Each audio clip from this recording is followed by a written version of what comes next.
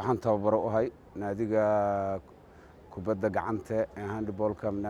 horseed la yiraahdo ayaan tababaro u ahay wiilasha iyo gabdhahaba taariikh dheer ayuu leeyahay baalkaanu wuxuu soo maray 82 ayuu yimid waddanka 82 dhalinyarada lagu bilaabaan ahaa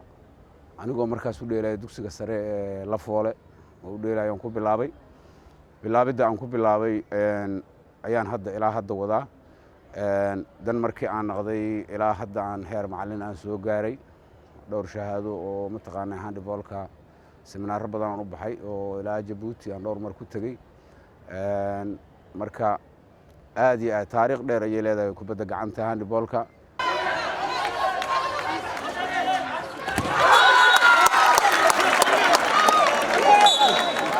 kooxdaydu waxay ka kooban tahay dhammaantood wax dheela handballka oo kaliya ayay dheelaan kooxaha kale waxay u badan yihiin wax baaska dheelo iyo handballka isku dheelay u badan yihiin sida la ogyahay horyaalka waxaa loo qabtaa Andaatay Toorno hadda marka Andaatadii ugu horeysay ahaday kooxda kaliya aan wali dhulka dhinaceeda la dhigan ayaan nahay anaga hadaan nahay Horseed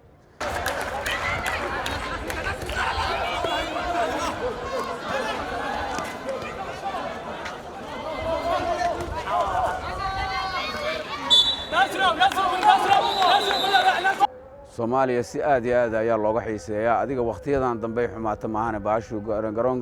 garoon midkan ka weyn ayuu leeyahay garoonkiisa loogu talagalay midkan ma aha waa garoon iska macmala oo mataqaanaa la leeyahay wax uun lagu riixo garoonka Istaadi Muqdisho ayuu ahaa garoonkiisa hool daboolan oo handballka u qaasa ayaa jiray oo aan ku ciyaari jirnay barigii dawladda Maxamed Siyaad wixii ka dambeeyana warsee wax lagu wadaahay ahayd mataqaanaa garoon hadda rasmi oo u yaala meeshan ma laha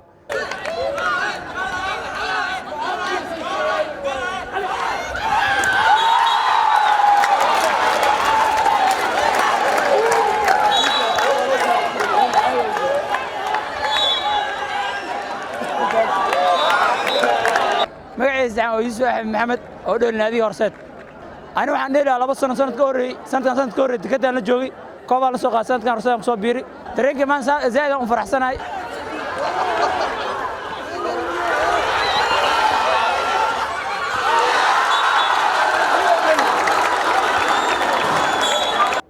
labadan kooxood waxay ka kala tirsan yihiin naadiyaasha heegan oo ka tirsan mataqaanahay oo macnaha oo ay fangareyso booliska iyo Horseed oo ay fangareyso xoogga dalka ciyaarta maanta waxa ku soo baxay naadiga Horseed xilligii mataqaanaa oo dawladdii hore iyo hadda horta wax isu dhow maaha xilligii hore ciyaaraha iyo wax walba iyo garsoorka iyo wax walba ay heli jireen oo ay fiicnaa jireen sababtoo ah garsooruhuna wuxuu helayaa seminaar joogto ah oo ama dibadda loo aado ama gudaha qof loogu keeno mataqaanaa oo qabiiro loogu keeno ee halkaas mataqaanaa ay ka tababar qaataan laakiin ciyaartooyda hadda jirta iyo kuwan hore u jiri jiray wax isu dhow maaha waxaa taalanti badnaay ciyaartooyna u ekaay ciyaartooydii hore marka da'da hadda soo koraysaanba marka taalantigii ciyaartooyba malaba intooda badan wiilad waxaad leedahay caalamiinta imo waxa laga yaabaa inuusan maanta soo qadeen galabtana caalamiintaad geynaysaa haddii macnaha aadan caalamiintadii keenta aad caalamiinta siisana waxaa dhacaysa mararka qaar inaadan macnaha biyana aadan siin oo biyo aadan sii karin waxyaar saasaan soo marnay balse hadda alxamdulillaah waxa waaye sidoo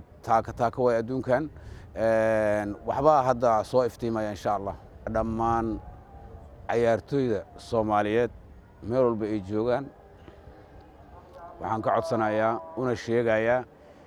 in ay ciyaaraha Soomaaliya hore u qaadaan si aan u hiigsano wadamada hore u maray saasaan mataqaanaa ku gubaabinayo halla ku soo dhawaada dukaanka caanka ee Nilis Furniture Design sanadka cusub iyo guri cusub dukaanka Nilis Furniture wuxuu diyaar u yahay inuu alaab cusub idin dhigo sanadkan cusub haddii aad doonaysid inaad sanadkan cusub dhigato gurigaaga alaab cusub waxaad helaysaa miiska fadhiga ee Erni ama Solis oo bilaash ah markaad garatid kuraasta